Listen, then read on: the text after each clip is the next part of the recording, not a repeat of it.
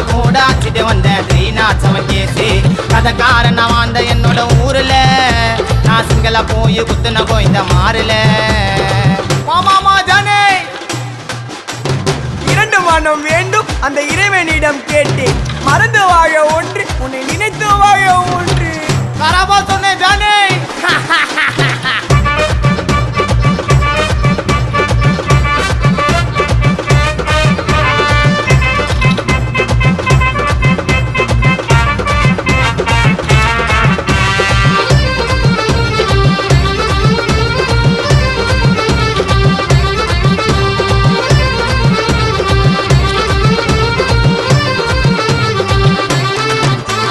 remand பண்ணி கூட்டின்னு போனாங்க வாச்சால